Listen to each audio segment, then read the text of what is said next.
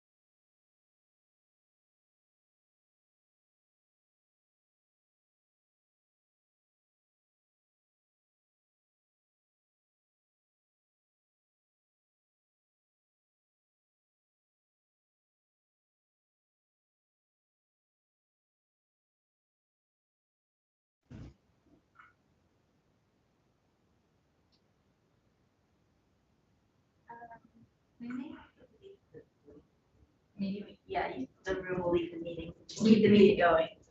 Oh, no, wait, that sounds like it's going. Okay, I'm seeing movement. Yeah, okay. Can you hear us now? Yes, perfect. You are a little genius, and we are so grateful for your help. Very good. Thank you. Yeah. All right, so I feel like I need to back all the way up to the beginning.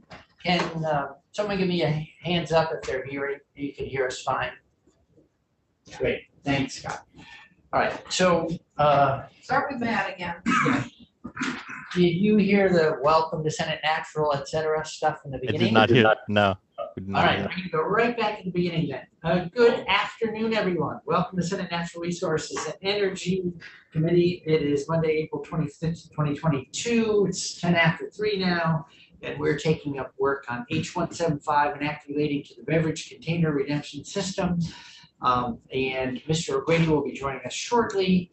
But the first guest I wanted to call on was Mr. Chapman to see if there were any, if you had any additional remarks before we start hearing from witnesses on the bill. No, I mean, thank you, Senator. For the record, Matt Chapman, Director of the Waste Management Prevention Division with DEC. I don't have any supplemental testimony to give before the bill. I know that there are some issues sort of swirling around that you would like to discuss at some point, and I'm happy at some point to go through them. But and certainly there are maybe 2 or 3 very small issues that I identified as I went back through Mr. O'Grady's draft that I think there was an issue or 2 lost in translation between the 2 drafts. So. All right, and so let me just double check with you. The posted current draft is 1.1, dated 4/14/22, timestamp 9:14 a.m.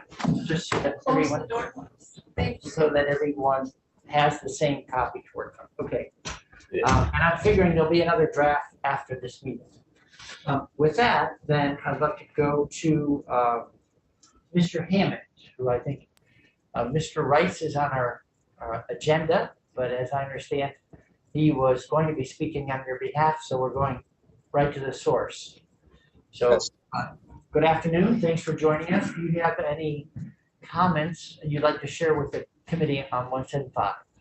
Yes, thank you, Chairman Bray and the committee. Appreciate you allowing me the time to join you today to talk about a distributor's perspective on H175. I run my former job was a general manager of Coca-Cola in Vermont. I'm now running the Northern Division, which encompasses Maine, New Hampshire, and Vermont, but I've been a lifelong Vermont resident. We have locations in Colchester and Rutland and 135 employees in the state. But as it pertains to H175, from a distributor's perspective, we just have a couple of points. One, we never thought we'd be at this point where we're actually collaborating on a bottle bill expansion legislation piece. So I'm glad we're here, and I'm glad the Senate has really taken a deeper dive than the House did. I think H-175, as it came across out of the House, had a lot of pitfalls in it, and you guys have identified a lot of those and made really good changes to the overall bill. From a distributor's perspective, though, as far as the spirit of collaboration, we do still have two differing of opinions, and it comes down to handling fees and unclaimed deposits or escheats. And from a distributor's perspective, as it stands right now, from a distributor's perspective, this is simply pure expansion in our regard. The 3.5-cent handling fee just gets extended to twice as many containers, causing our costs to go sky high.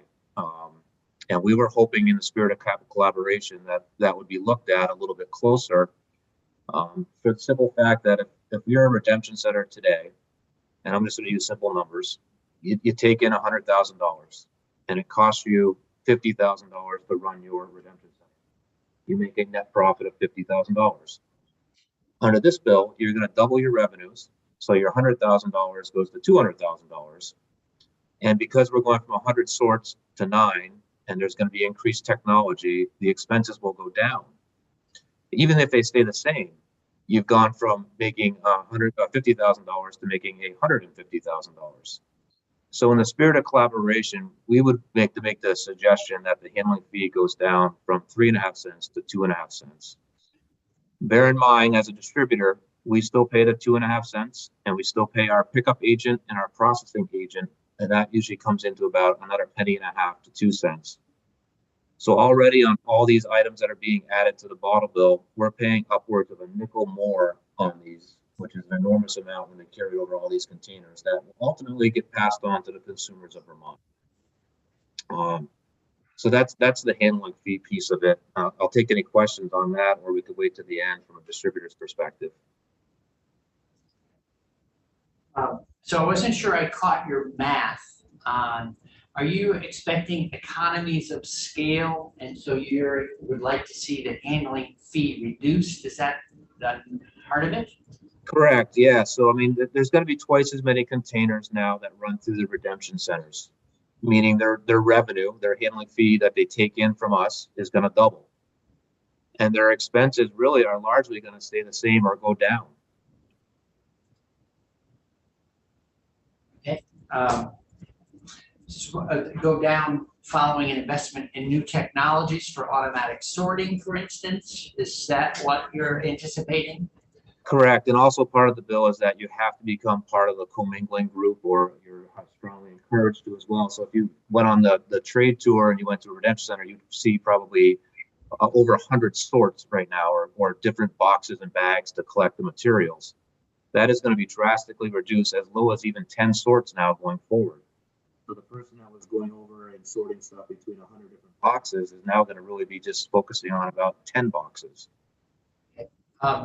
Well, we hope that is right. In Maine, where they took their system and went to something akin to the number of types of beverages that Vermont is proposing to go to, other than wine.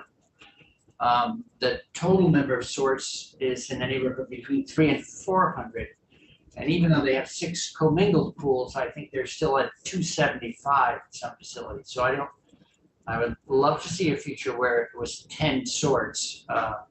But I think when we get towards something like that, it's going to follow a significant investment on the part of redemption centers in automated equipment for sorting by UPC or barcode. Correct. Yeah, and that's the ultimate goal, is to get down to low sorts, and that's why we're going to try to mandate commingling, as far as I'm understanding the bill. But regardless, the redemption centers will double their revenue, and their expenses won't go up. They go up. The sorts won't go up. They should, eventually go down. So the bill includes audits in the program to track actual expenses, volumes, etc. I understand your point. I'm not trying to disagree. I'm just thinking that at the outset, it seems hard to ask for a reduction in the handling fee when we don't really know what the performance of the new system would be. I mean, but it's certainly addressed through audits in order to make sure that their fees are not excessive. Does But- that not provide you with some comfort? Well, really, because understand that, we're going to hit with these expenses day one. And so we have to adjust our pricing and all of our strategies to recoup all these additional expenses on the distributor. So day one, we'd like to see the reduction because the revenue will double on day one. It won't wait to double. The bottle bill will be in effect. The deposits will be on the bottles. They're going to get the increased revenue. So if the study would suggest that they need to have a handling fee, I would think that would be the approach rather than try to go backwards on it. I think lower it on day one. And if in fact it does show that their costs are higher and the revenue is not covering it, then we go up right through the study and the audit. Because if we wait, all the pricing is going to get passed on to Vermonters day one. And I'm still not quite connecting all the dots that you can see. And that is what are all the additional costs that we're talking about for Vermonters? Or what additional costs will Coca-Cola face or another distributor, for instance? So for every bottled water we sell, every sports drink we sell, every juice we sell, today we just simply sell it. On January 1st of 2025, we're going to sell it. And then when we go to pick up the empties, we're going to give the redemption center 3.5 cents, and we're going to pay Tomra or another pickup agent to pick it up and process it. So on January 1st, 2025, every one of our containers that doesn't have a deposit on it today will have that increased cost of over a nickel a unit, which will get passed on to Vermonters ultimately. And right now, our costs are sky high as it is right now with labor and supply chain issues, raw material, fuel. The distribution systems right now, we're facing unprecedented costs, and this is just going to layer on another level of it, which is why we thought in the spirit of collaboration, the redemption center is going to make out really well here, that they would share in some of that cost savings that they're going to have and pass a little bit on to us. So since 1972, I guess it is, since that those costs have been part of buying about a soft drink, right? And we have a half century of this system. It doesn't seem like, and the additional cost is redeemable when someone brings their container back. So I'm still not quite following where the new costs are. As of today, none of those bottles are in the bottle bill. So when we charge the nickel to the person, the store we're selling it to, the consumer buys it, pays the nickel. The consumer brings it back. The store gives them back their nickel. When we come to pick up it at the redemption center, we give them the nickel plus the 3.5 cent handling fee plus the pickup charges as us. Thus, we end up giving them back a dime, and we've only collected a nickel. Those are your additional costs. 5 cents. Yeah. Okay, great. So now I follow. Thank you, Senator McDonald. Did the witness say that is Coca-Cola going back to picking up the bottles like it used to? Well, Tomra does it for us now. No, in this new system, we're going to have a pickup agent. But Well, you didn't mean to say we. You meant to say the people you hire? correct. The industry. The industry would pick them up. Okay, great. Any committee questions for Mr. Hammond? All right. Thanks so much for joining us. And One quick point on the unclaimed deposits as well too. That's going to sunset after 5 years. In most systems like this, including Maine, the distributors and the organization is allowed to keep the unclaimed deposits. In most cases, 100% of them to help defray the cost, as well as provide those sorting technologies and stuff like that. So while we appreciate being able to keep 50% for the first 5 years, to have that go away again is lost revenue, and then ultimately we could have to find a way to recoup that, and again passing those costs on to Vermonters. So we feel that at a very minimum, that 50% should be in place in perpetuity, not just for the first 5 years. So is your position that rather than having it, the concept of a PRO is not of interest to you as a distributor at the moment? No, we would not be opposed to this bill if we had concessions on the unclaimed and the handling fee. The fact that this is really, from a distributor's perspective, pure expansion to us, and it's such a huge amount of increased costs. Yes, we are opposed to it as it is currently written today.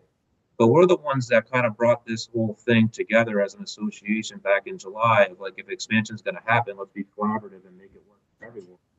And right now it seems to be working for the redemption. The special interest groups to get expansion, and we've got all the costs to deal with it all. And no one seems to be willing to defray some of those costs. So thank you. And you know, sometimes we're having a little trouble hearing you. I don't know if you could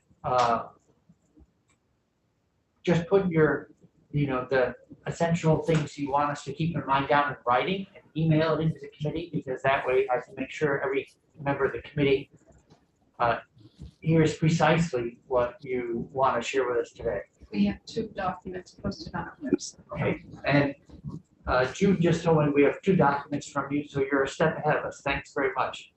All right. Thank you. Fine. Okay, with that, I'd like to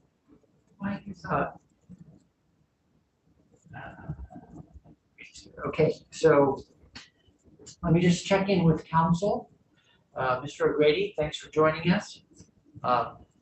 As I understand it, you can only be with us briefly, so. No, I'm here. I'm here for the rest of the meeting. Oh, okay. All right. Well, thank you. So we will continue to take testimony, and then I figure when we're done, we'll be working on a next draft for review and a vote. With that, I'd like to go to Claire Buckley, and if you can give us a thank you for writing to the committee, that was very helpful. And if you can give us a concise version of what your concerns are and any language changes that you're requesting. I know you've done this in writing, but just so everyone in the quote unquote in the room hears it, that would be helpful. Great. Well, thank you for the invitation. And my name is Claire Buckley. I hope you can hear me okay. And I am here today on behalf of the Vermont Wholesale Beverage Association, which, as you know, is the beer and wine distributors. And we do appreciate that this committee is willing to look at reforming the system prior to expansion. And so thank you for your willingness to look at issues with the existing system. And I'd like to start off with wine. You know, there was no one on the working group that represented wine. And so my first amendment, since I'll cut right to the chase here, would be on page 1, line 17, to strike the word in glass containers. You know, we really appreciate the working group's conclusion of saying we should leave glass wine out for right now and do a study, which we support. I unfortunately missed that 1 hour where they made that decision. So I don't know all the details of why they made that decision, but I will say that we support that, but we'd also just ask for now that cans and plastic containers, which are the other things that wine is packaged in, would just exclude wine. And let's look at all the issues.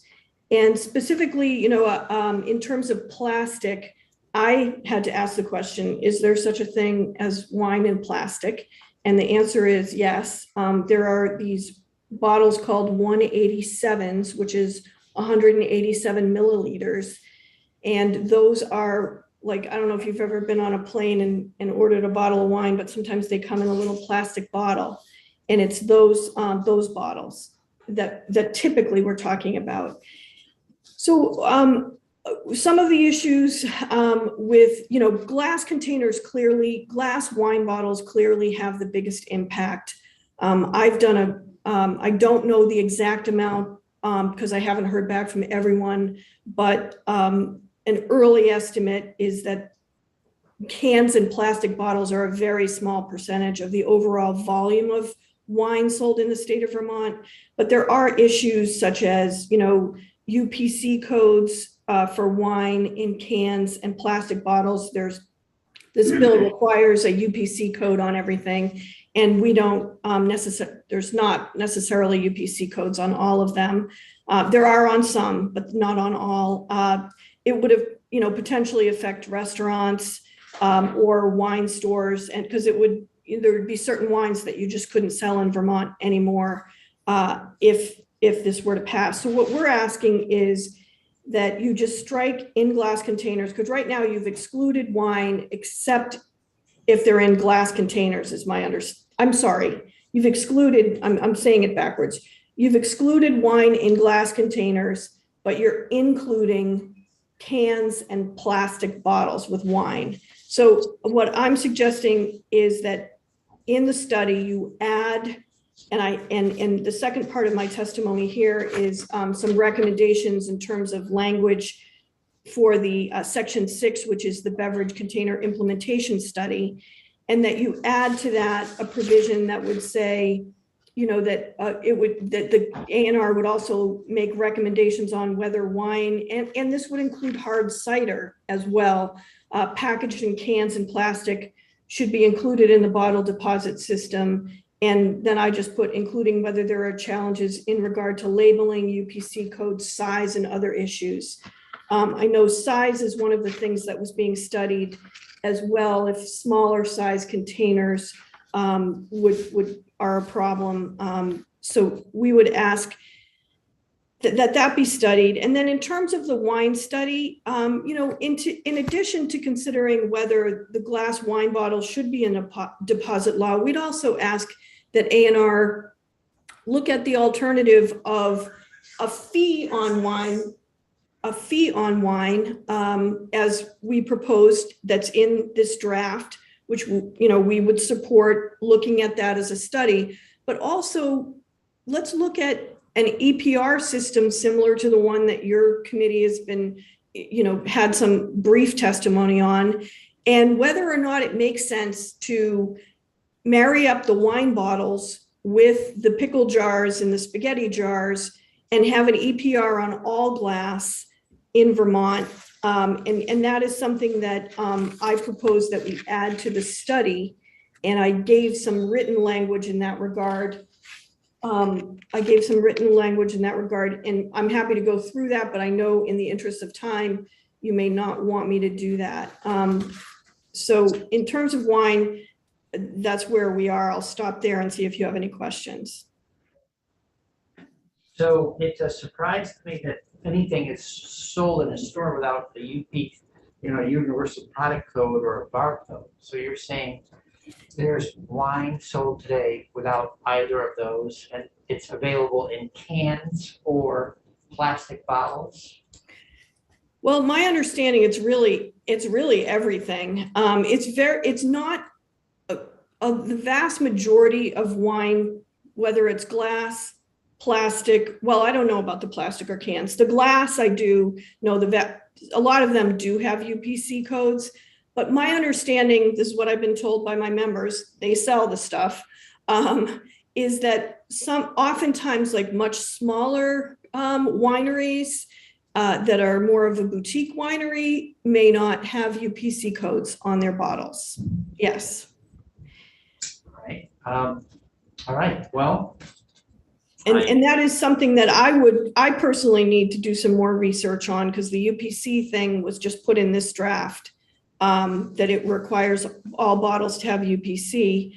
I can understand that would be helpful in using reverse vending machines, but I think we need to just look at what that means for the sale of these products in the state. And that's why I'm asking that these be added to the study. All right, I can't think of the last time I saw someone not be able to scan anything in a cash register, but other than a fruit or a vegetable. Okay, so we have those edits, thanks on that. And anything else? I do, I have a few more comments, which is, one of the things that I felt would be helpful with the producer responsibility organization would be some additional flexibility in how transitioning from where we are today to a producer responsibility organization is a big step for a lot of us. There's a lot of uncertainty around that, but I think given where we are today, and if you're going to expand the system, we need to reform it. And this is the best approach that we can think of at this point. But we think there needs to be some flexibility as we transition. I will say that when we transitioned into commingling, and all that was a bunch of people agreeing to brand, to sort by container type instead of brand anymore. It took a lot of steps. We made some mistakes along the way. We had to redo things a couple of times because, like anything else, when you're trying something new, sometimes you need to just make a mistake and then go back and say, okay, well, how can we do this better? So what I was thinking was ANR issued a procedure at that time to implement commingling. And it allowed us to, we could make changes quicker without having to go through rulemaking and legislation. And I don't know if there's a way to incorporate some of that into this, especially with regard to the stewardship plan. And I really would encourage the committee to consider the minimum requirements in section 1532 for the plan be adopted by rule or procedure. I think both of those would allow interested parties to have a seat at the table and have input. I mean, I'll give you a couple of examples of things that we have concerns about in the existing bill.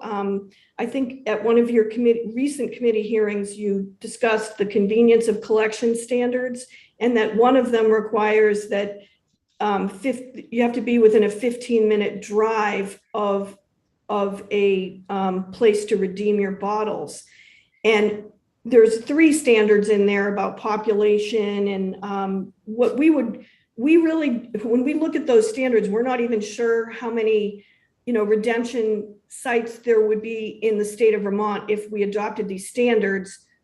So we would like an opportunity to have input in adopting those standards. I do think that possibly ANR procedure or rule doing those would be better than what you have in here.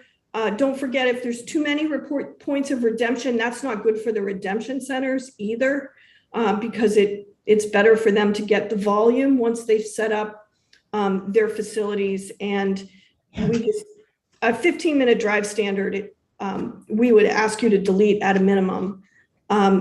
Another thing in it is on page 12, lines 9 through 11.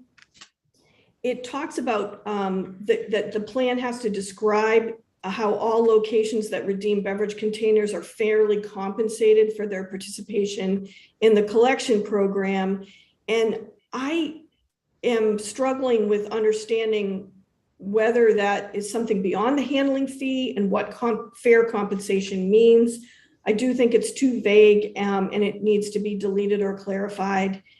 And also, there's a section that talks about the producer responsibility organization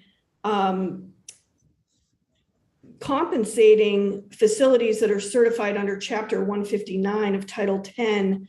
And I believe those are solid waste districts and possibly others. And I think that is very vague. I mean, to date, the folks in the bottle bill have not been compensating other facilities that are certified under Chapter 159.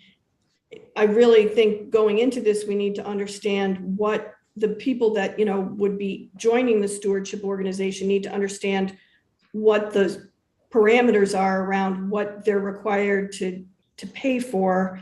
And that one was too vague. I would say one thing about the unclaimed deposits in the draft 1.1 is we fully support, like the witness before me, 50% of the unclaimed deposits remaining with the producer responsibility organization indefinitely. I was having a little trouble understanding exactly where things were going in the draft. It looked like there was a 5-year, anyway,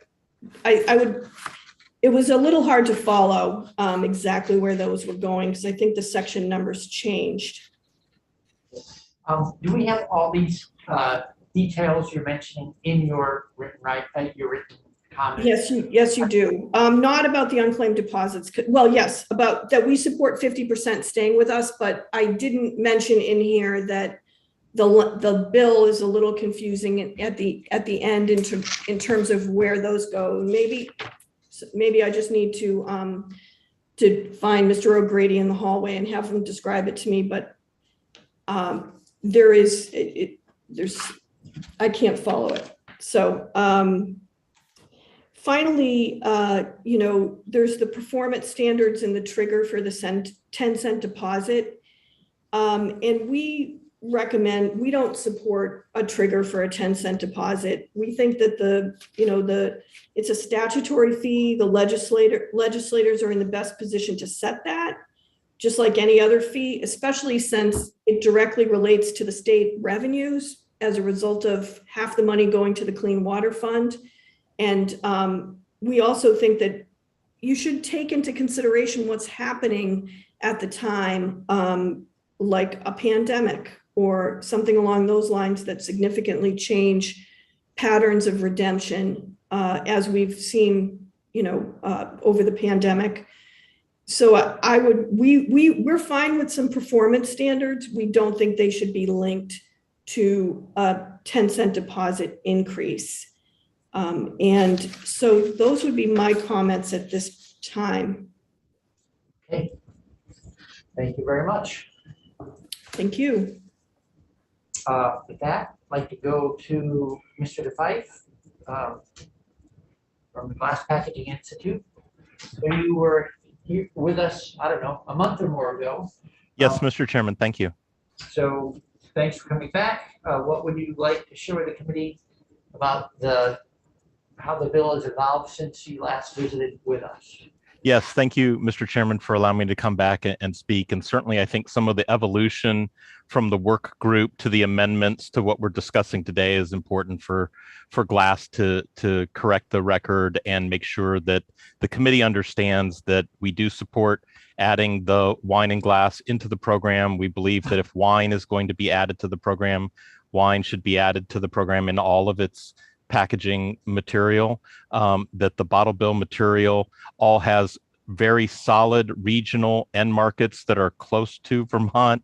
All of the other glass that is collected by the bottle bill program ends up in bottle plants, not all, but the vast majority of the glass from the Vermont bottle bill program ends up at glass plants back in New York or Ontario or Quebec, and that the wine glass will end up in the same end markets. There is a little bit of, I'm not going to say misinformation necessarily, but I think there's some confusing facts that were left out of some of the testimony, both possibly presented to the work group, but certainly in testimony like last week about what the end markets for glass are. If you recall from my March testimony, we talked about the end markets. There's only a handful of potential end markets for recycled glass, period, regardless of where that material is going to be processed. It's bottle to bottle, it's fiberglass, it's aggregate in any of various forms, filtration, and then some sandblasting material. Any glass processing facility, be it a bottle bill processing facility or a MRF glass processing facility, is going to have that same array of end markets. The issue is not that the end market exists or doesn't exist at where the processing happens.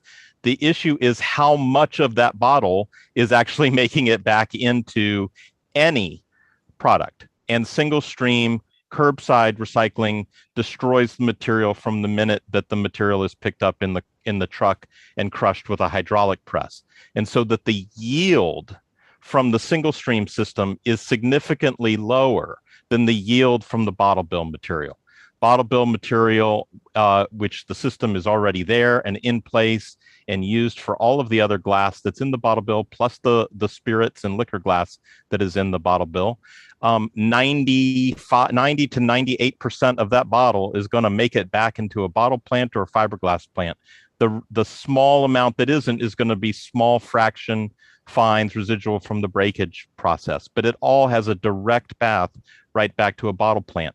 in single stream material, even as much as a good facility tries to clean up the glass, from the breakage and from the commingling and just in the way that the bottle is handled, broken into small pieces, where if you went through the MRF and saw the small fraction screens, all of the other small fraction, plastic straws, plastic caps, anything that isn't glass and is small at a MRF is going to end up in that glass pile. That means that a ton of glass through single stream material is likely anywhere from 25% on a good day to 50% not glass. It's something else, or it's not usable glass. And it could be, fines, dirt, it's granular, you can't tell that it is. So there is a fraction right off the top from single stream that's going to be going to the landfills. And it may not be caught as glass, it may be caught as residual. And when I looked through the DSM reports, there were some errors, I believe, in the DSM reports in the way that they calculated that glass at the Chittenden plant from a couple of years ago. But also, a lot of the percentage that they call residual in there is actually glass, because that tonnage is going through the MRF and ending up in the residual pile. It is true that they can take the material and put it on a train and send it to a plant in Wilson, North Carolina, and that plant is a good member of GPI, and we applaud the fact that that material is getting there. But please make no mistake, significant more glass is going to be recycled from putting it into the bottle bill than leaving it in single stream. And there's nothing particularly different about the wine bottle glass than the liquor bottle glass or the beer bottle glass. And from a sizing standpoint, the wine bottles are typically about the same size as most of the liquor bottles. And I'm happy to answer other questions, but I want to make sure, because UPC codes and things like that have come up. I've got some examples here on my desk, as I tend to keep some product close at hand for times that I need to give examples. But we would support, all of the material being added into the bottle bill as it does in the House version of the bill. In fact, we don't know that it needs to be particularly studied, and we think that the study that was added in the amendments is kind of geared towards almost making the case or proving that wine glass somehow needs to pay for itself by being removed from the recycling stream, rather than the benefits that are going to come to Vermont consumers, ratepayers, and taxpayers by avoiding all of that tonnage of material that is otherwise going to need to go to landfill or to other, as of yet, existing end markets. There's been talk for a long time about foam, glass, and other things. And yes, there are developments underway. In fact, there's a new glass processing facility back in Massachusetts in the past year that can handle glass as well. But the system already exists to capture the bottle bill glass and move it to its highest best use end market. And any of the glass from the wine bottles that's added into the program is going to find its way there largely as well. Are there can you remind the committee, since you know the market so well, are there other states currently whether it's through a bottle bill or not, but through a non-single stream program, separating out wine glass? Yeah, Maine already has the wine bottles in it. I believe that there's another state that I have a chart that I can look at real quick to see if wine is already in it. And a lot of times wine coolers are always in, right? They're in the 12-ounce bottles rather than in the other the bottles. But there are other states, specifically very close to you, Maine, that already have the wine bottles in. In addition, states that have been considering expansion, Oregon, which has a bottle bill, but also has passed an EPR legislation. To Ms. Buckley's most recent point, in fact, the Oregon legislature, when it passed its EPR bill, gave the wine industry an on-road into the bottle bill, and the wine industry, the folks that we talk with all the time, because a vast majority of wine is in glass bottles, are now looking at the efficiencies of adding glass into the bottle bill program in Oregon rather than going into the EPR program. You don't want, and we would oppose, a specific, special, separate EPR for glass only. It's not necessary, especially if you already have a bottle bill program that has all of the infrastructure existing. In addition, Connecticut recently went through a very similar debate. Hey, give us a couple years to study wine. We'll set up a special commission. We'll talk about the wine. When I participated in one or two of those phone calls and listened to industry folks from both the waste management industry and the wholesalers talk about that, they concluded that they didn't want to send up a separate EPR program for wine glass, there was no way that they could meet their goals of 80% reclaim back into cullet through any other program that they wanted to do at curbside. The only way that they can do it is put it in a bottle bill or set up a separate wine bottle pickup program alone. And at that, you're going to have to make sure that you're collecting from both the commercial establishments, the restaurants and bars, and the consumers. And so there is a program set up. The conclusion of that task force was that the easiest way to meet the goals of the legislation was to add the wine bottles into the bottle bill program. Okay. Well, thanks for coming back and filling us in. With that, I'd like to go to Mr. Casella. So thanks for returning. It's actually here for 501. For 501. Yeah, it's just not early. Okay. All right. Sorry. Having a little air traffic control problem on my own here. So with that, then I'd like to go to Mr. Hayes. Are you back? There we are. Thank you for coming back. So you've heard about the thanks for the tour that you gave Westman and I recently, and just wanted to check in. You've heard the discussion about expanding the program, and just want to check in with you and see if you have any thoughts on 175 as it's been shaping up. Sure. Ethan Hayes, General Manager, Morrisville Beverage. And I did review the draft as it's come out. And we certainly support the working group and the effort that they've made to get this through, make some edits to the bill. We still support expansion moving forward. We, and as an organization, as yourself and Senator Westman have seen, are equipped to handle the expansion in the bill. We would like to see wine bottles as well included. We know we can handle the glass and everything that comes along with it. And the same goes for wine in cans and hard ciders as well. The infrastructure is already there for us. We're able to do it. Again, we certainly, we don't support, as some others have said, a reduction in the handling fee. In fact, we would like to see it go in the other direction. And that's not just from a business standpoint as far as making money, but that even with the technology, there are added labor costs, and that's not going away. So it doesn't make sense to us to go in the other direction. And that's kind of what I got. Okay. And can you remind the committee that of the expense? I mean, I think this speaks a little bit to the handling fee issue. You made a sizable investment in order to bring your center up to the capability of handling more materials more quickly. Can you just remind the committee of what you invested and what that's given you for capacity? Sure. The two machines that we purchased and the renovations that we did to convert essentially from a bottle room to a bottle and can recycling center with the latest state-of-the-art RVM technology, that was several $100,000. And that's approximately a 5-year payoff for us currently. With the expansion, that would reduce it for us and make it more accessible for other redemption centers as well. Okay, great. So thank you for taking the time to break away from work and reconnect with the committee. Anything else you'd like to share before we move on? No, I don't think so. Thank you for giving me the chance to speak again. Okay, Senator Westman, anything? Okay.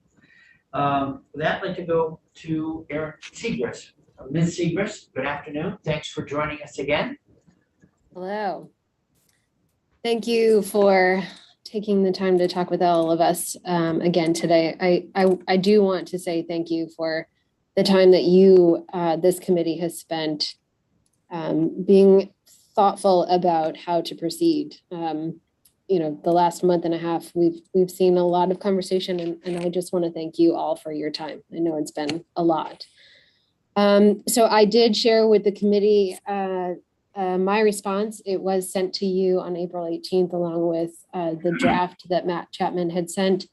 But I did just resend that to you all, so it's available at the top of your inbox. I'll keep it fairly brief. I should say, for the record, my name is Erin Segrist, president of the Vermont Retail and Grocers Association. We represent retailers, grocers, food manufacturers, redemption centers. We have some redemption centers, but most of them are retailers. So please keep that in mind, and I'll make sure to clarify as I go through my talking points. And your testimony is on our website for anyone who's following. Perfect. So real quick, we did do another recent survey of membership on expansion of the bottle bill or the current system of the bottle bill. 96% of retailers are against expanding the bottle bill in the system's current state.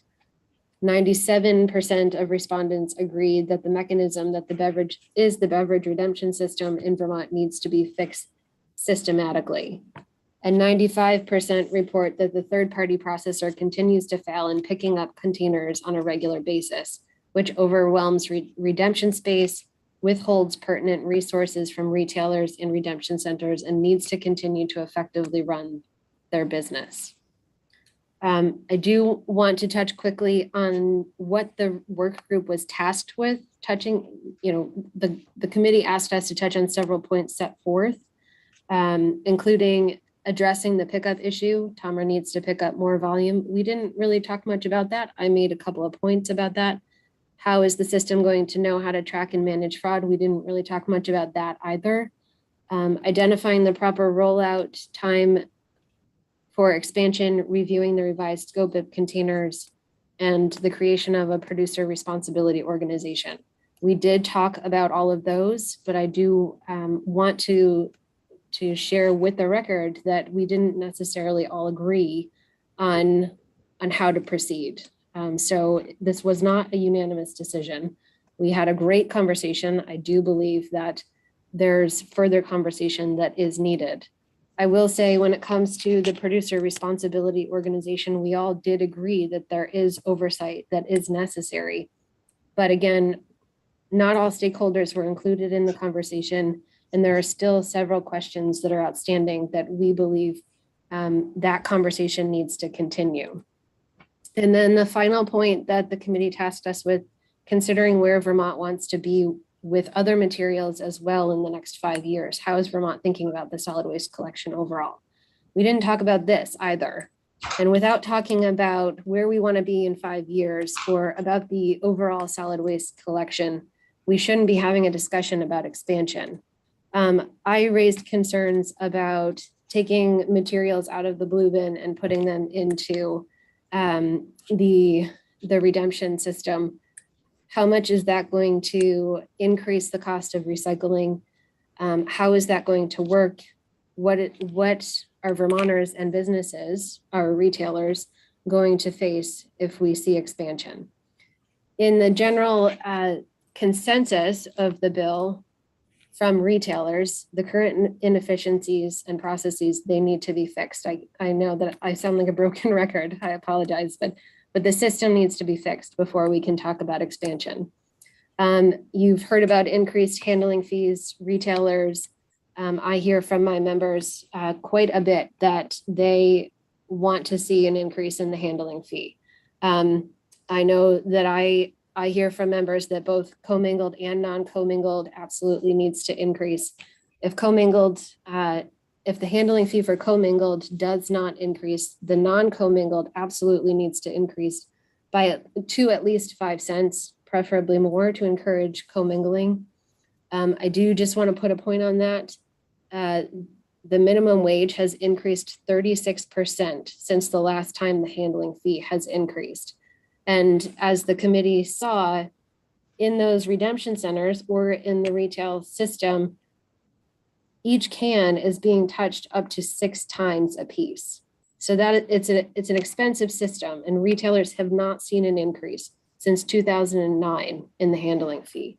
It's expensive. It's very hard to find employees. Retailers are paying more than the minimum wage to maintain employees right now.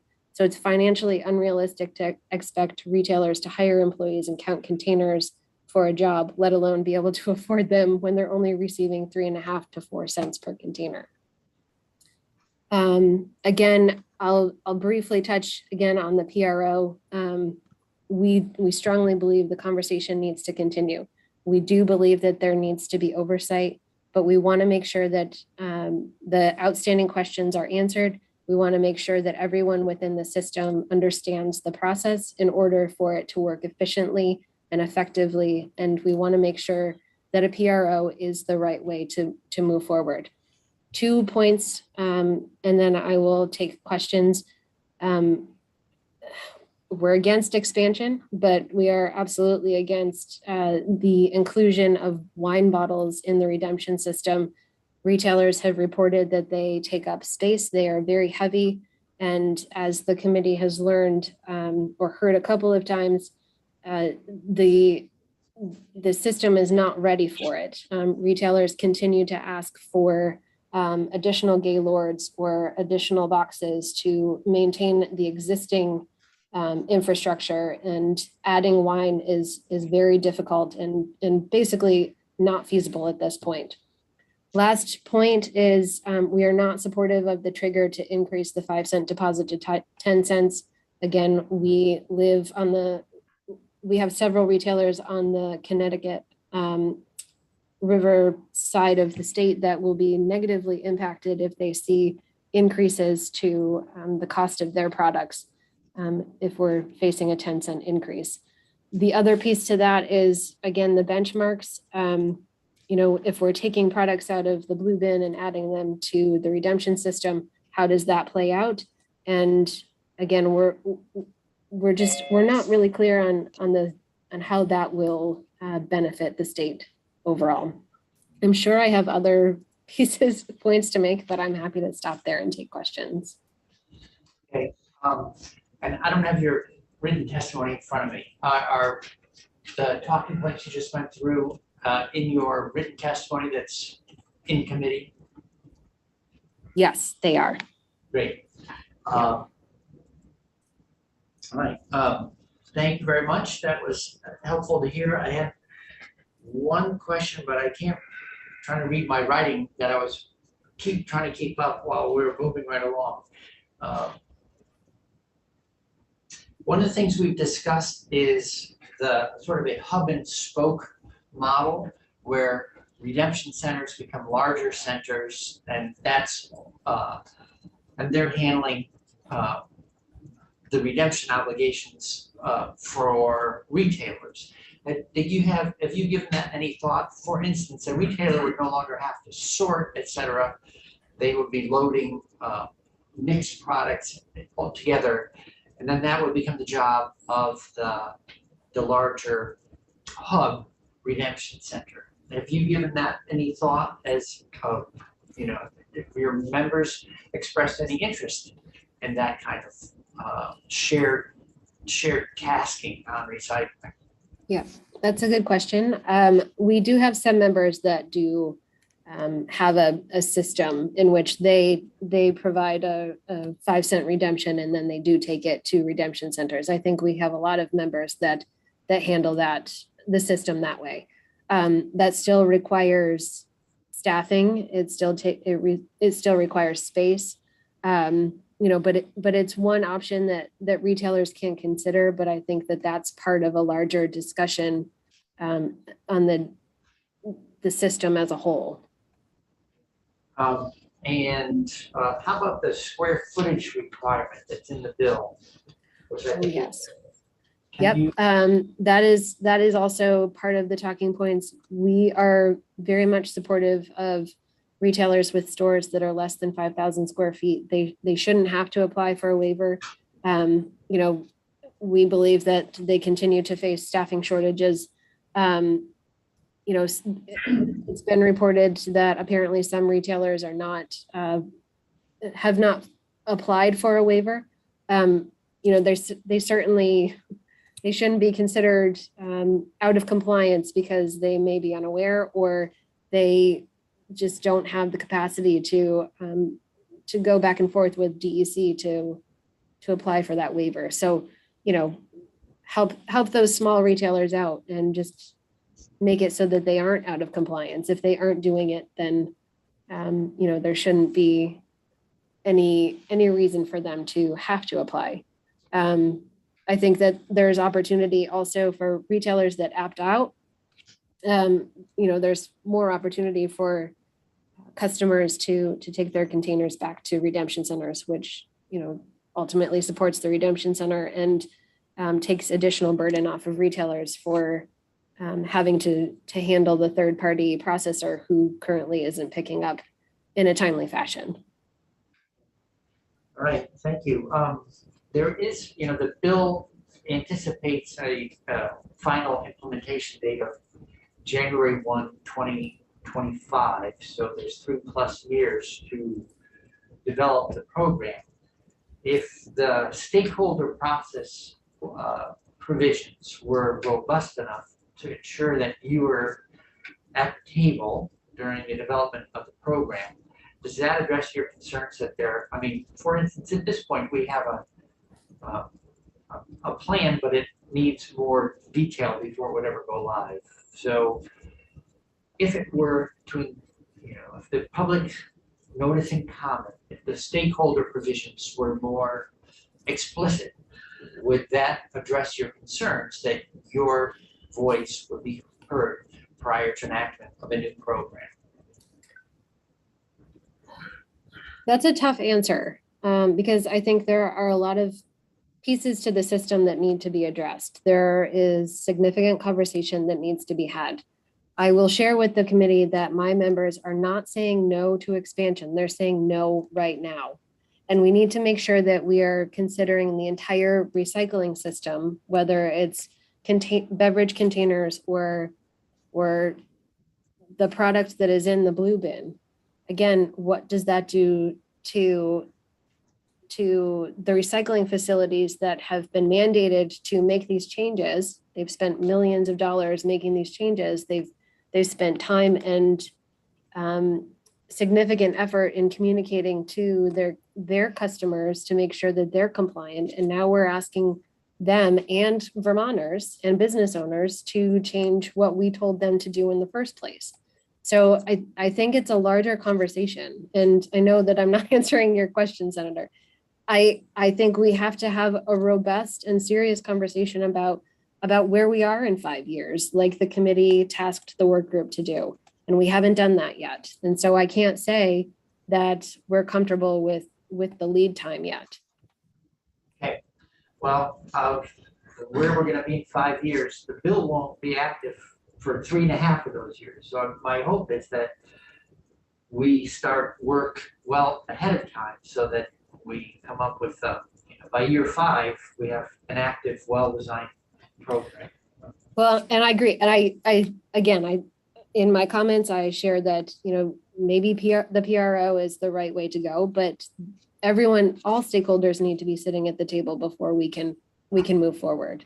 So we're supportive of studying the PRO, having a full conversation with those stakeholders that were not able to be part of the work group. And we come back next year and have an extension of this conversation. But there are significant issues within the system. And again, we're not talking about fixing the issue right now. We're talking about expansion. And we need to be talking about fixing the issue before we can talk about expansion. Well, my hope is that the bill that we're talking about, successfully tackles both, but we'll have to leave it there. So thanks again for your testimony and participation. With that, I'm looking to see if Mr. Burns is still with us. I know he had another obligation He is. So, Mr. Burns, you'll be batting cleanup on this issue. Thank you, Mr. Chairman, and members of the committee. I deeply appreciate the opportunity to testify again for you today, and I will be brief. I did submit some brief testimony to the committee earlier today.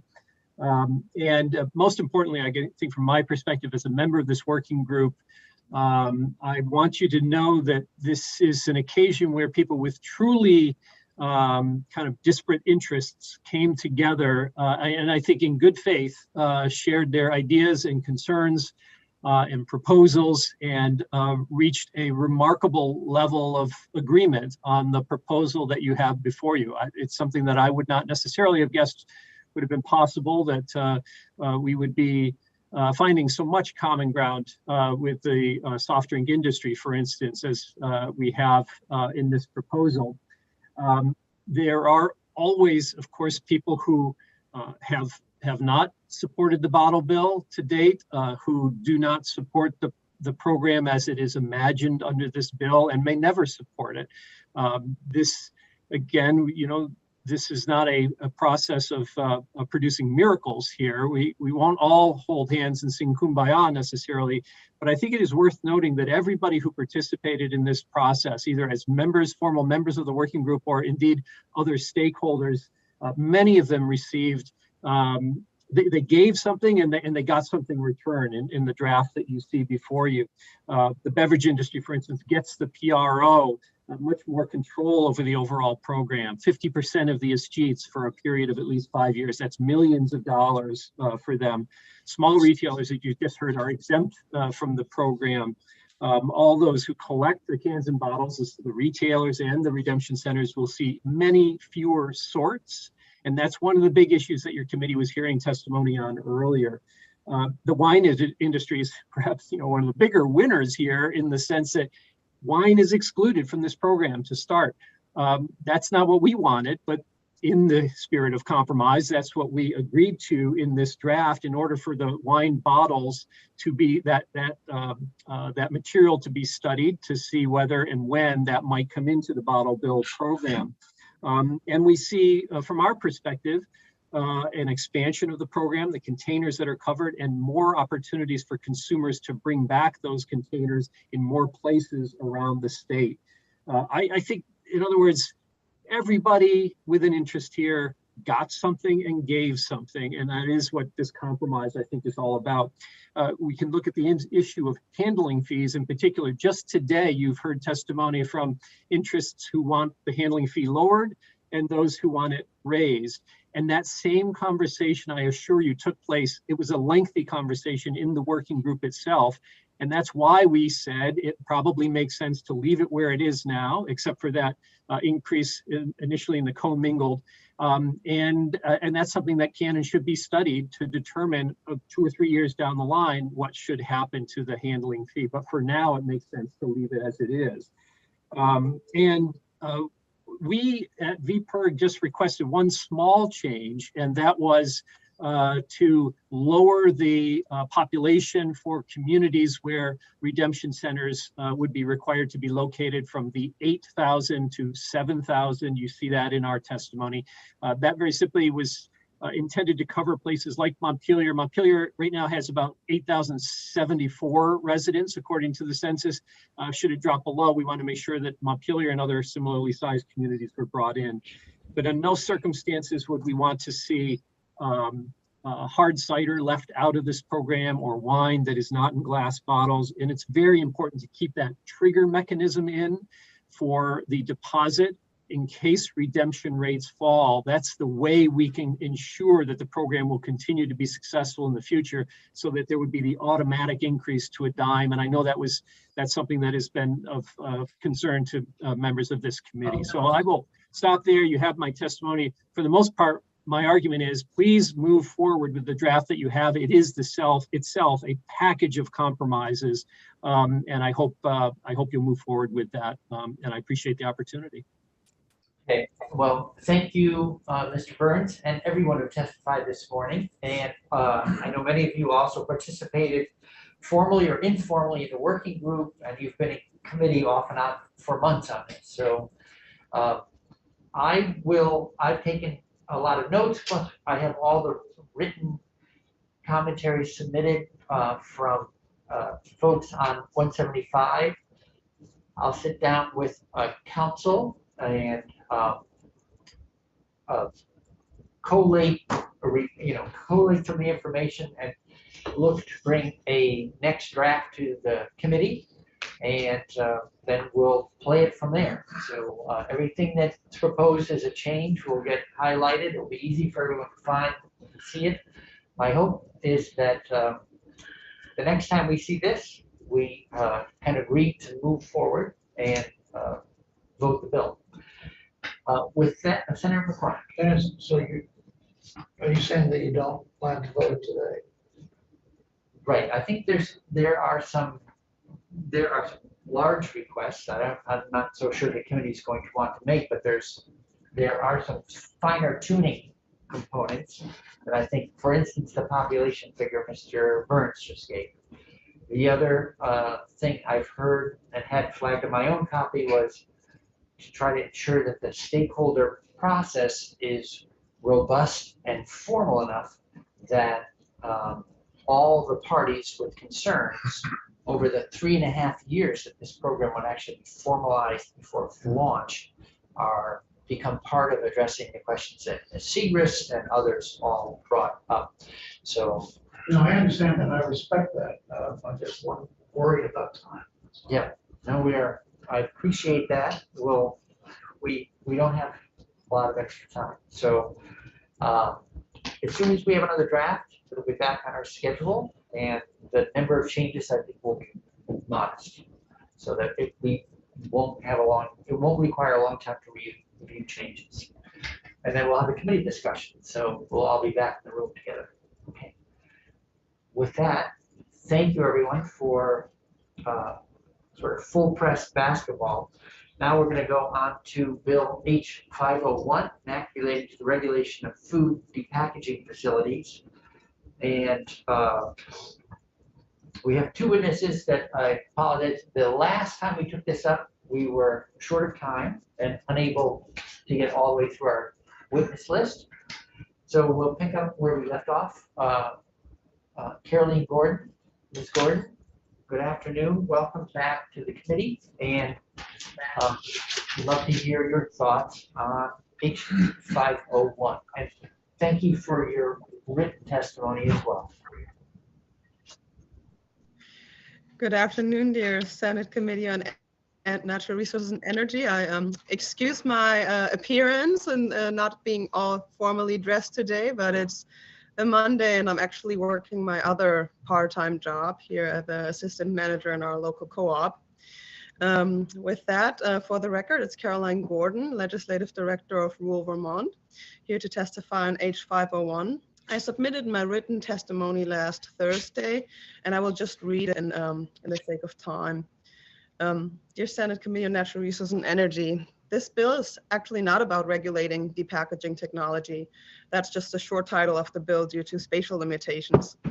This bill is an opportunity to uphold the original intent of the Universal Recycling Law by not allowing the convenience of zero sort systems to uproot what already is the law. And that is the mandate to separate food residuals at the point of generation from trash and materials. Support the passage of H501, create a collaborative stakeholder group process, develop evidence-based policy recommendations that would be presented to the legislature at the beginning of next biennium, and inform a subsequent rulemaking process. The great risks for human health and the environment that may result from plastic and other contamination issues during the management of food residuals need to be addressed with this precautionary approach. To reiterate that statement that H501 is not regulating depackaging facilities, yes, this bill would put a moratorium on new permitting of this unregulated industry until rules have been adopted. Act now. While Casella's permit is under review, it is the time to become active on the issue. The moratorium then will automatically be repealed when rules are adopted and representatives of the existing facility will be included in the development of industry standards. Casella stated to the House that the processing capacity of the existing facility in Williston, Vermont is sufficient for managing the volumes of food residuals needed, while the process of H501 would work towards the establishment of standards and regulations. In other words, opposing this legislation would be in opposition to study and address the contamination issue of depackaged and source-separated food residuals alike in a fair, collaborative stakeholder process. We've been asked many times, why does H501 focus on depackaging facilities? I want to make clear that commercial composting facilities are already subject to A&R rules at all scales of operation. And also the agricultural use of food residuals through on-farm composting and land application as soil amendments is, while under jurisdiction of the Agency of Agriculture, Food and Markets, currently subject to rulemaking. And that may include, and I quote from the enabling statute, you can see that on page 36 of Act 41, which passed last year, 2021, proof of testing of products prior to registration for guaranteed analysis or adulterants. So what H501 does is filling a significant gap of concern by creating a process for regulating depackaging facilities. In addition, there's nothing that would prevent the legislature from tightening existing regulations of commercial composting operations, as well as the agricultural use of food residuals, if such statutory measures appear favorable based on the development of recommendations that will be issued by that stakeholder group process. And we think that should also include source-separated materials in the analysis and findings and clarify the mandate of the Agency of Agriculture to regulate soil amendments.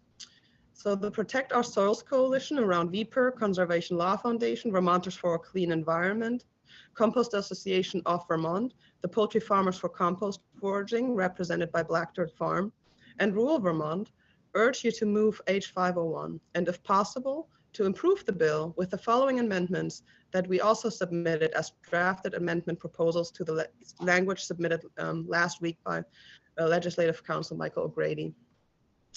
The amendments include to the collaborative stakeholder process, a revised list of stakeholders, including a non-governmental soil ecologist, agronomist, and toxicologist to be science-driven, an expansion of the stakeholder group scope to include a study with a holistic view into the contamination issue by evaluating facilities that depackage as well as utilize source-separated food residuals for their contamination levels. This would allow for the development of evidence-based policy recommendations and be an important next step to identifying and closing data gaps for the effective mitigation of microplastics by including this important need for further research already in the report that will be due to the beginning of the upcoming biennium. We support that all to be developed in consultation with the Vermont Agency of Agriculture, Food and Markets. And we also want really this piece of legislation to center and uphold source separation as a mandate.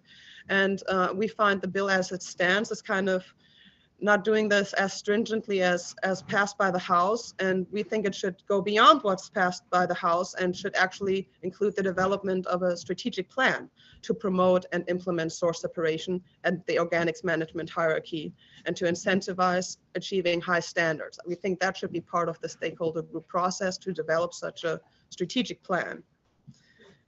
A&R rulemaking. We hope that we can already agree that actually there would be some subjects that could be already part of the rule that would be issued. That could be, for example, a ban on commingling what's not packaged to date or easily unpackageable. I actually witnessed at the depackaging facilities that their staff separating packaged materials there manually as well before some of the content is entered into the facility. And we also think post-consumer materials should not be commingled with packaged food waste. We also think a ban on all inorganic products from being used in composting and anaerobic digestion should be a set minimum bar, and there should be guidance on what materials are actually acceptable. Another item, the development of best practices should be standard, and that should ensure that recyclable packaging that is separated from food waste is being actually recycled and not landfilled or incinerated, as well as if it has to be landfilled or incinerated, that it should be subject to the solid waste franchise tax. We also think that it would be good to have an enumerative list of permissible uses for depackaged end products developed by ANR in consultation with the Agency of Agriculture. Then we hope to add a new Section 5 to the bill that would include a land application ban and clarify Agencies of Agriculture's jurisdiction to ensure quality assurance of soil amendments. This would affirm and uphold the equal to or better standard that your committee has added to Act 41 last year by clarifying that the rules adopted soon by Agency of Agriculture should not allow for higher levels than allowed under ANR rules for contamination, and clarifying that the Agency of Agriculture has the sole jurisdiction to regulate the use of soil amendments on agricultural land. This would also include a land application ban for materials processed through depackages to allow the study of the stakeholder group process to occur while and to stop basically the land application of the material before this industry is regulated. This section would also clarify that that ban would not apply to organics that are source separated and not processed through packaging technology, but Agency of Agriculture would be charged to consult with ANR to research and develop testing methods and regulatory standards by rule to set contamination thresholds for microplastics and PFAS to avoid the adulteration of soil amendments that may be land applied pursuant to Act 41, 2021. Agency of Agriculture would further develop a strategy to identify pathways by which contaminants enter soil, microorganisms, and plants, and ways to create transparency for farmers, gardeners, and other consumers utilizing such composts. And that concludes our amendments. And last but not least, I would just also want to suggest to hear from Peter Blair, if there's any chance to hear from him, staff attorney at Conservation Law Foundation, to present on their good summary of a public record request with ANR that really reveals the internal discrepancies that they had about the implementation of the source separation requirement in the context of allowing for depackaging. With that, I very much appreciate your time and considerations for moving this bill, and thank you all. Thank you. So we took testimony from Dr. Roy last week, and I had a follow-up question. One of his recommendations to us was that any study should look at plastics from not to narrow the scope of the study to where we expect to find it. You know, for instance, it was the DPAC facility that brought the question forward. But he said, I think his recommendation was that we should also look at the quality of material flowing out of hand DPAC, as well as the introduction of plastics onto farms by farmers themselves in the form of, I think, sheet plastic, like plastic mulch, et cetera, stuff like that. So do you have, does that seem sensible to you that we would look at plastic regardless of its source? I think food residuals management is kind of its own thing. I think that looking into the issue of plastic contamination through agriculture more broadly is now in the jurisdiction of the Agency of Agriculture through their ag residuals management section already. So maybe there's interest in the agency already to invest and maybe add some funding requests next year to look into the issue more broadly. Our coalition certainly is in favor of also looking into, and that's what I reiterated, want to reiterate, include in the stakeholder group process already also in analyzing contamination levels of source separated food residuals to have that holistic view on just on the management of food residuals for sure in that collaborative stakeholder group process.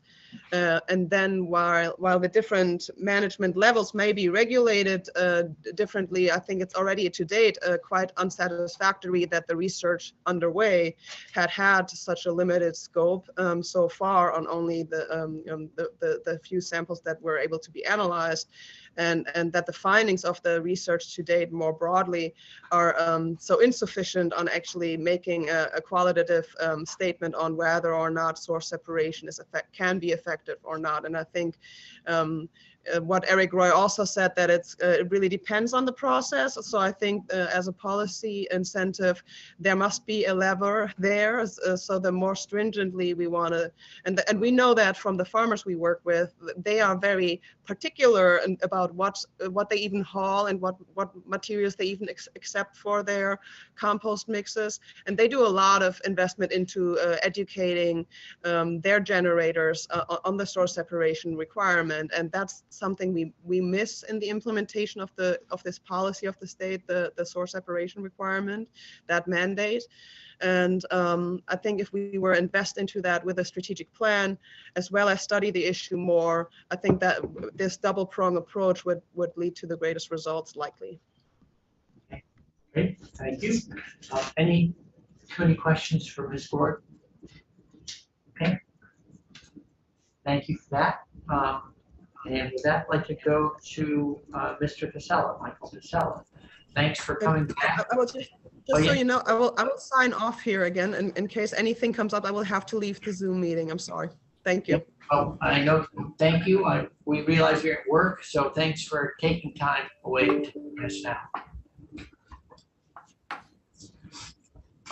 So I keep saying good morning. It's afternoon. Good afternoon, Mr. Casella. We're a morning city. Afternoon. Morning. Thank you for the opportunity to comment on H501 as amended. For the record, I'm Michael Casella with Casella Waste. As you know, DPAC facilities are a new technology in Vermont.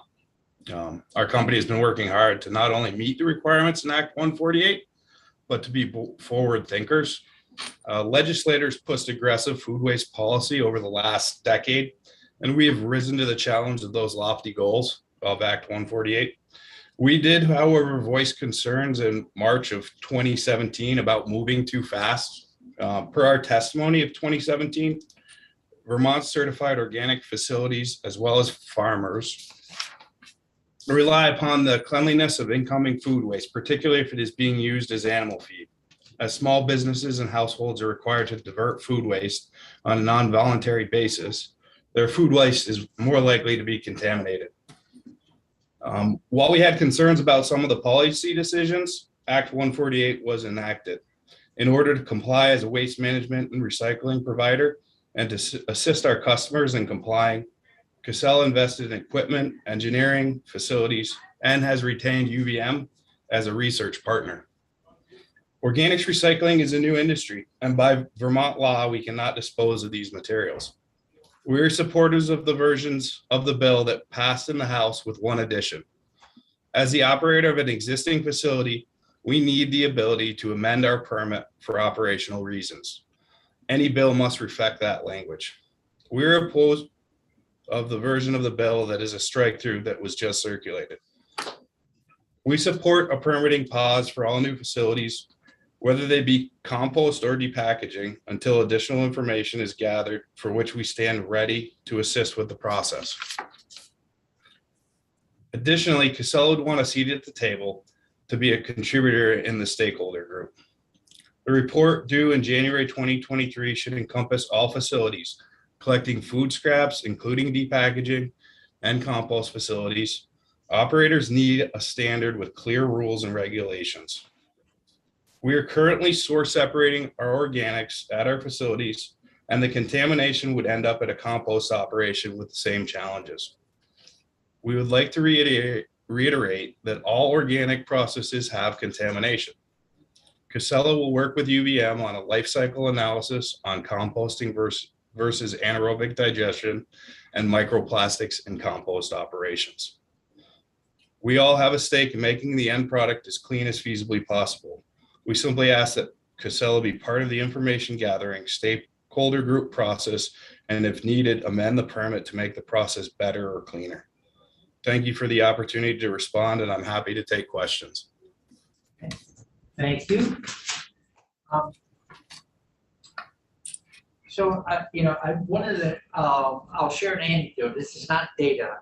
I know that the plural of anecdote is not data, but it was folks observing to me that Hannaford's at one point used to open clamshell containers and take the foods out, put them into one bin, and the clamshells into another.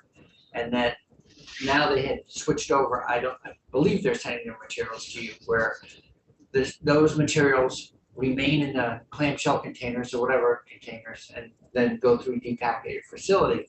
Go through what? Depackaging, that separate. The thing that blends the food and the container into a single thing? I would say without, yes. So the depackaging sheet. Yeah, so to clarify, right, from just a purely operational standpoint, there's contamination in both. Anytime you collect food waste, if you put the wrong material into a container, we screen on the front end, right? So in the depackaging facility, we're collecting organics that are supposed to be separate, no contamination in them. If there is contamination, we put it into the machine, we screen out on that front end, and then we make it into a liquid that goes to a digester, like down in Salisbury, where they're producing renewable natural gas for Middlebury College. So we're screening on the front end, making it into a liquid. Compost yards, what they do with that same source separated organics, they bring that material in, they put it into compost piles and windrows. They have a process that they handle. And then at the very end of that process, they're screening out for contamination. So they're screening at both types of facilities. So you still can have contamination.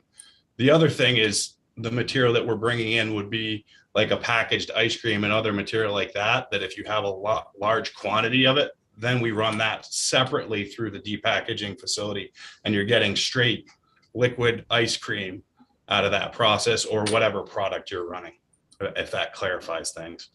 Sure, thank you. I regret that, with our schedule this year, which has been still interrupted in a big way by COVID, not gathered together.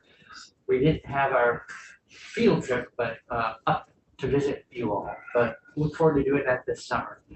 So let's go back to ice cream, just so I have an accurate picture in my mind.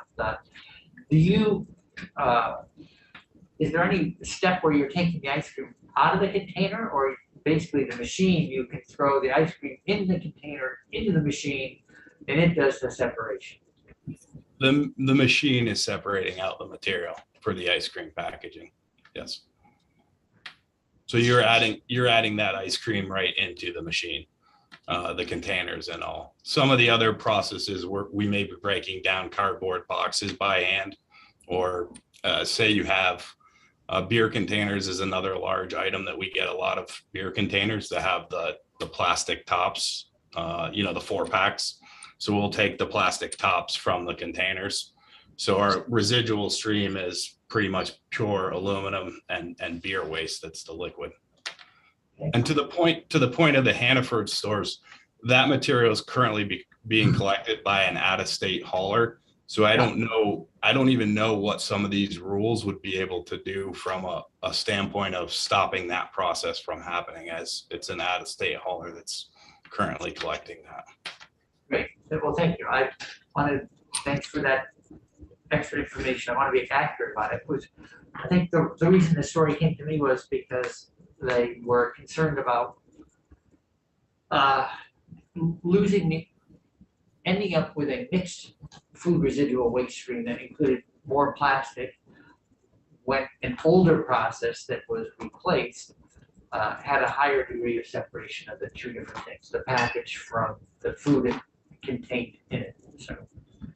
So Senator McDowell. So when you're depackaging something, food is supposed to go one way and the wrapper is supposed to go to a different place, right? Correct. And neither one are necessarily contaminated. They're just separate items. Is that correct? Correct.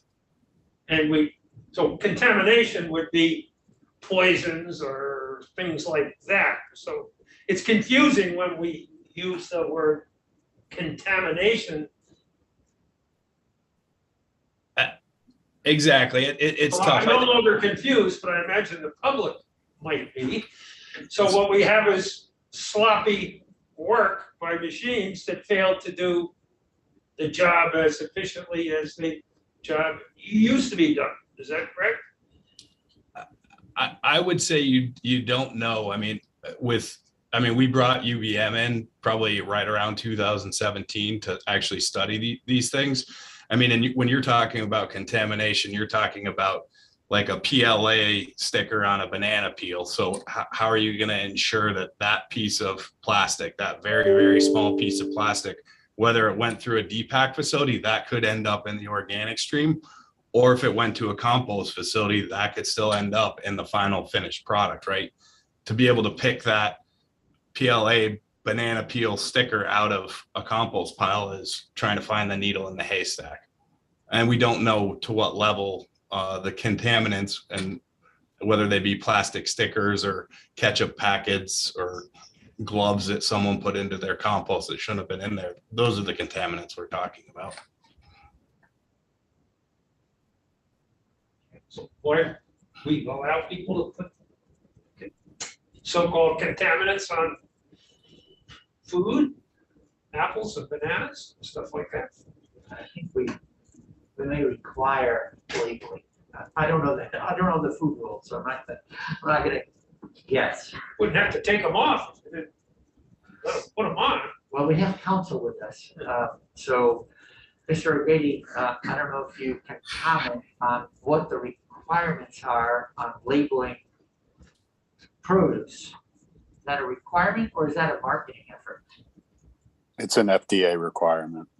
Okay, thank you. All right, so turn it down. Pogo. And Mr. Casella, with the different versions of the bill, so right now, were you saying that the strike all, you oppose it, although you did have suggestions about improving the study, is that correct?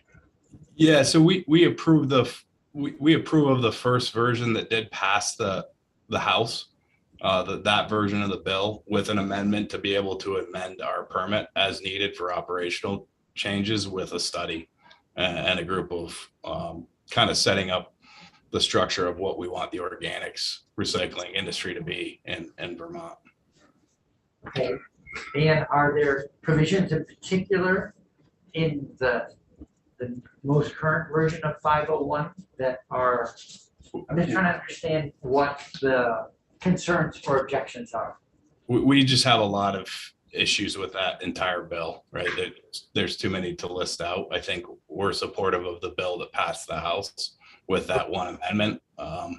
It just seems like a lot of the newer bill is more directed toward depackaging facilities. And I think from my perspective, if we're going to have a good system in Vermont, we need to look at organics as a whole and how we're managing that material stream, whether it's the small farm that's doing compost operations or a larger operator. We should just all have the same set of rules and regulations that protect the environment.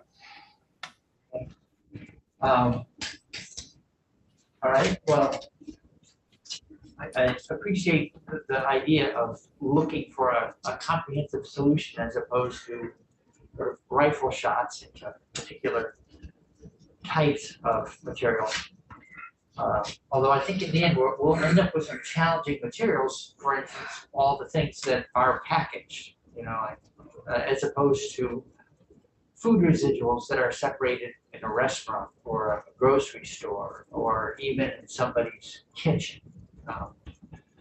Have you characterized the sources of contaminants for your food residuals? I mean, like right now we have curbside recycling. You folks are providing that service these days.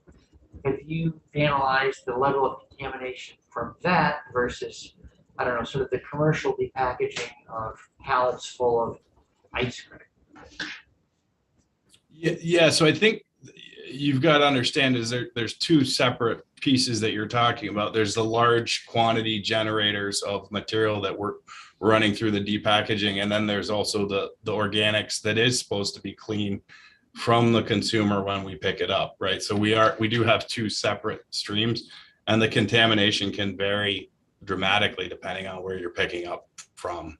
So if I'm picking up organics from, say, a festival, sometimes that might have a higher contamination rate than, you know, a restaurant that does a really good job with their kitchen staff to make sure that they're not putting contamination in there.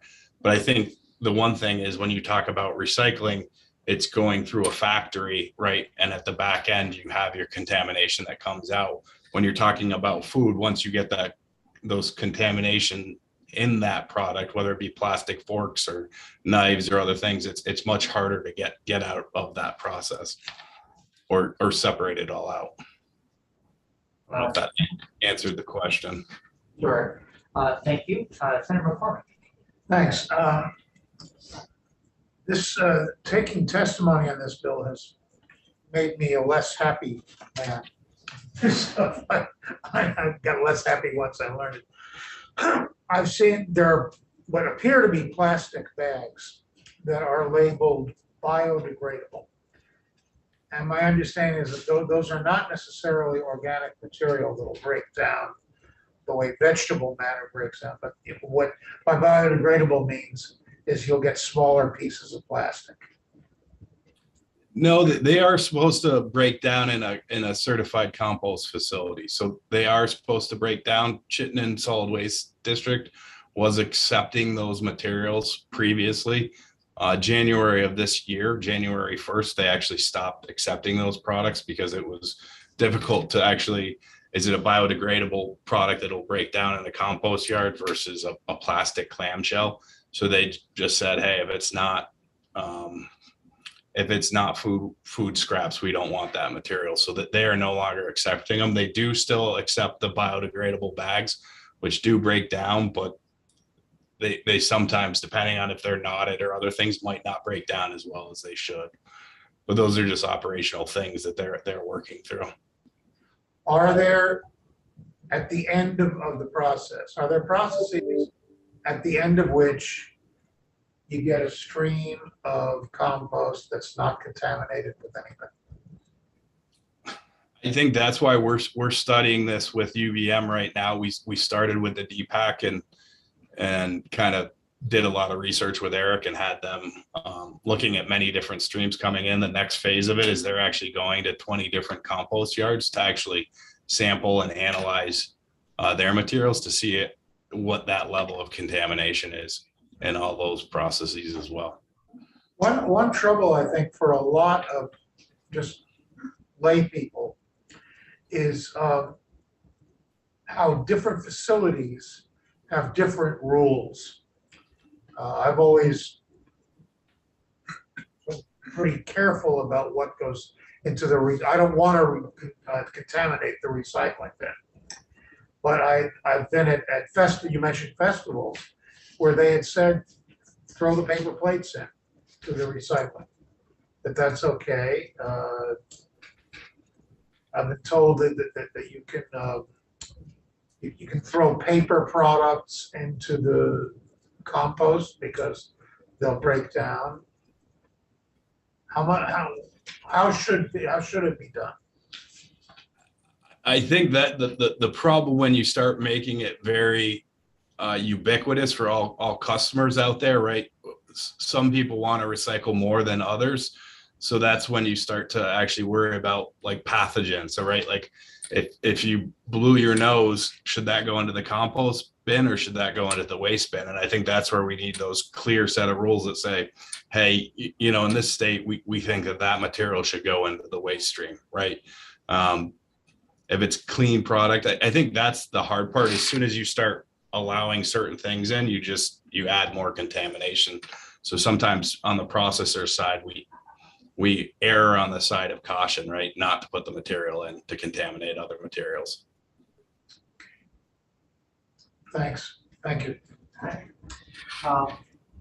So let me turn to Mr. O'Grady and check in on something that has come up today, and that is, can you say a little bit about the, Ms. Gordon alluded to it, that we already have rules for what materials can be brought to composting facilities, but I think the implication was that we're less regulated and less clear about what happens to the food stream that goes to the depackaging facility. And then, well, let me pause there, and there's a follow-up question.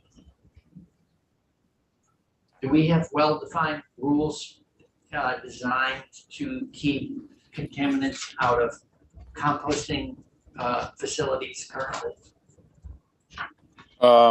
There are rules for what can go in compost, the A&R solid waste rules. I don't know them well enough to say what they have to do.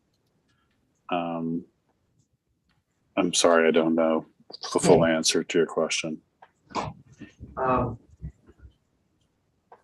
And on the other side of things, I think we've talked some about, I don't know if this is really the right term, but like a chain of custody, so that we know the ultimate disposition of food residuals.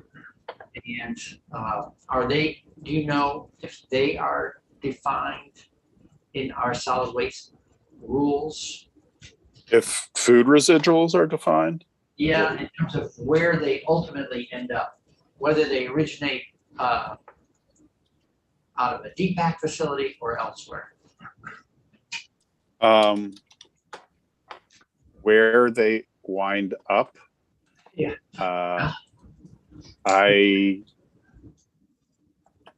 So to be a drop-off location for food residuals, you need to be certified. And if you're going to be managing them, you're going to be certified, but I don't necessarily know if they are tracked, the food residuals in the system. That's really a question for Matt, I think. Okay. And he's not on this. I think so on the DPAT side of things, and I guess I would ask the same question, and maybe Mr. Casella knows the answer, since you have that relationship with the farm Salisbury, although you provide the materials to them, you don't necessarily track what happens next. You know, I'm thinking this from a chain of custody point of view. If it turns out that inevitably contaminants travel in the food residual stream, we know they go to a digester, but then what happens after that? Do they end up getting land applied? I think is really the ultimate concern that I've heard people talk about around 501.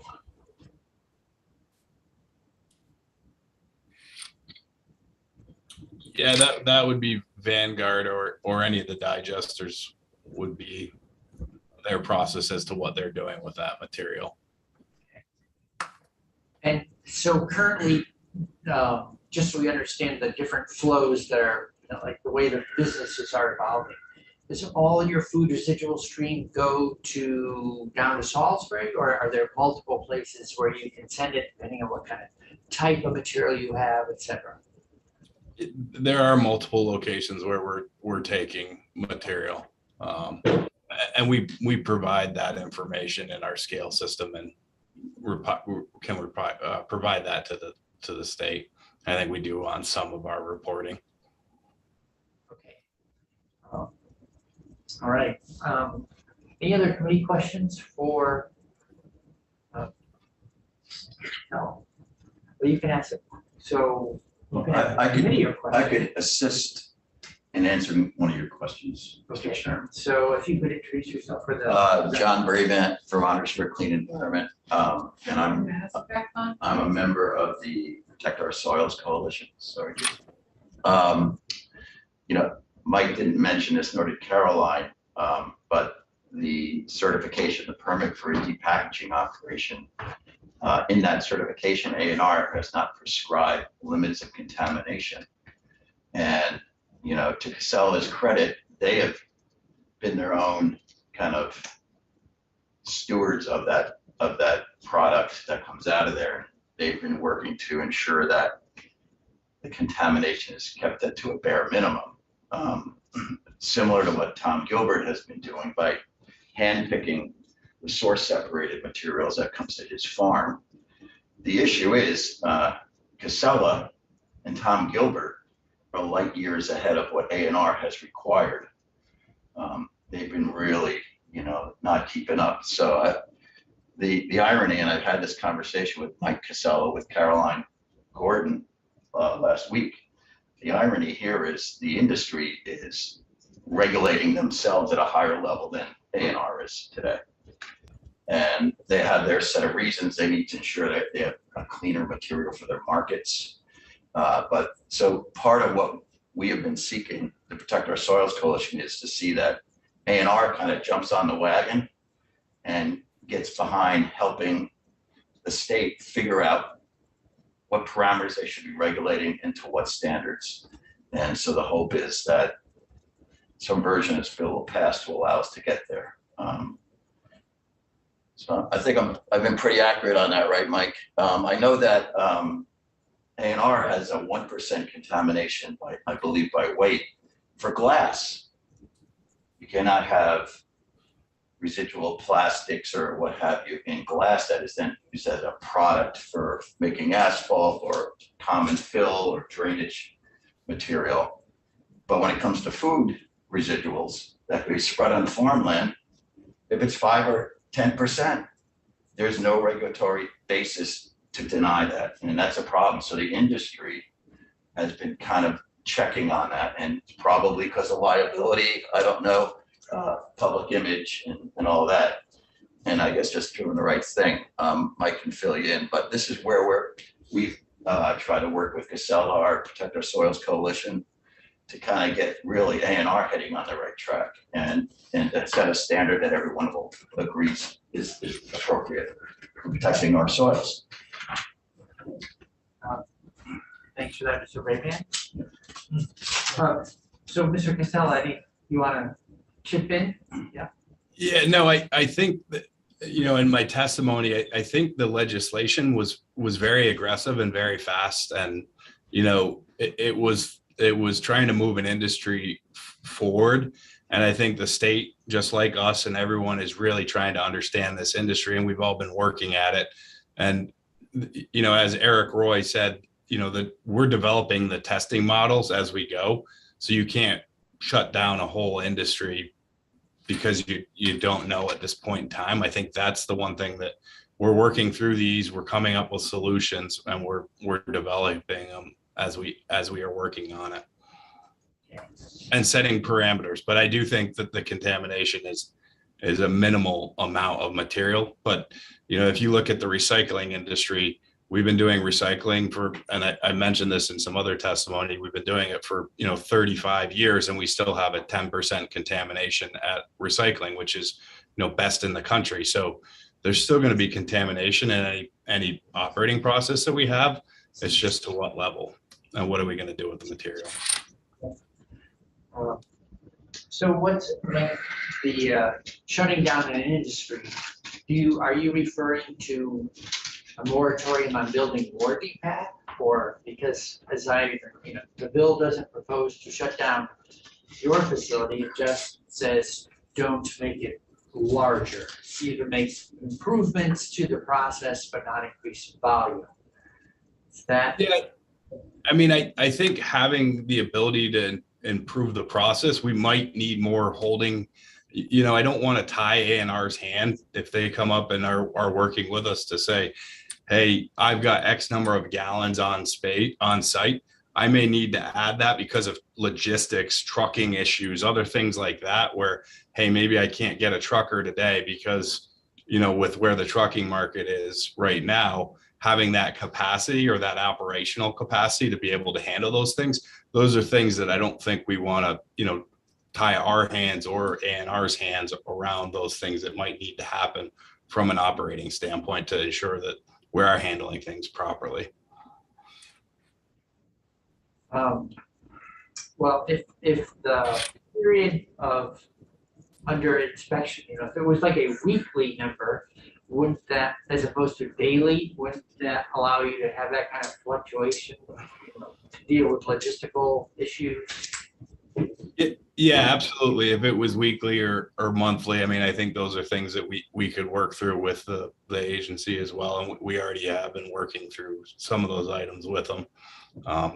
I just think, you know, there's a lot of unknowns, and I think we're getting a lot more, you know, questions as we're working through this process of materials in the state that people are trying to recycle, that we're all working to do the best job with those materials to handle them properly. Okay.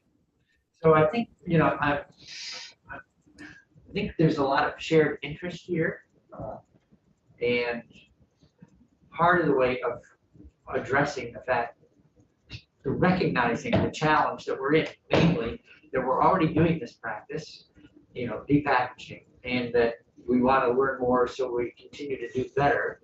I think that's the origin of the moratorium on developing further facilities until yours could be a living laboratory or whatever you want to call it, but it still continues to operate, and the research continues to go on the ABM, and then based on what we're learning, that the bill then tries to lead through A&R to a process to better manage the materials, better regulate the materials.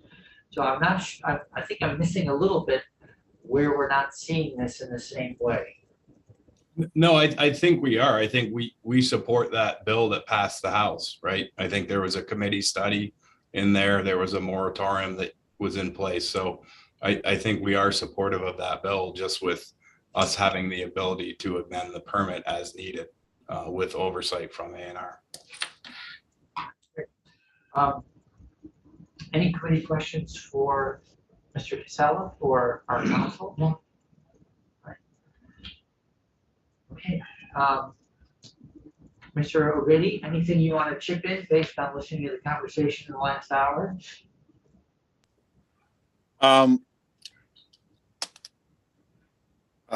I guess I don't know what draft you're working off of. Because I think there have been requested changes to the first draft, but I don't think it's ever been put in front of the committee. Well, thanks for that. I did this on the other bill. So the draft that I have in hand is draft 2.1, dated 4/19/22, timestamped 1:49 p.m. Okay, that is the most current draft. Okay. Always should have done that at the beginning of the analysis, but just to make sure that we're all in the same draft. Okay. All right. Well, thank you, Mr. O'Grady. Thank you, Mr. Casella, and thank you, committee, for working on Monday to help us try to get